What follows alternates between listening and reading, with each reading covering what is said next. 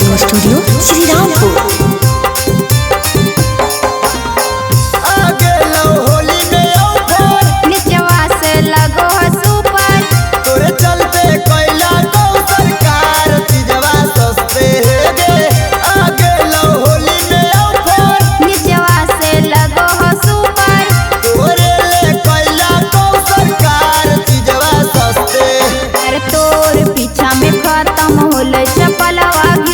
घिसते होली में अहिरनवा वाला समनवा के नमस्ते, होली में बबुअनवा वाला समनवा के नमस्ते।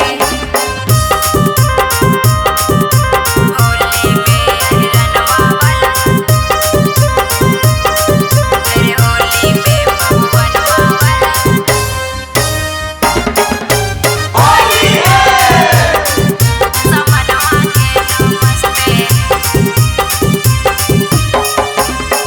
हर साल होली से ज्यादा मिलता अब की मजा गे, नया इंजन में नया रंग रहता ताजा गे।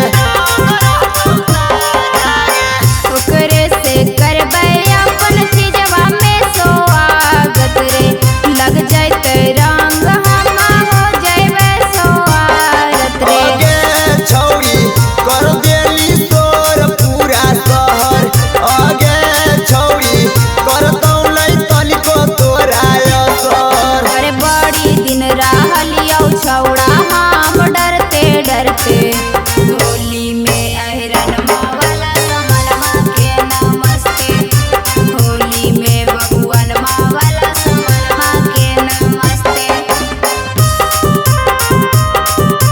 होली में अहिरनवा वाला होली में बबुअनवा वाला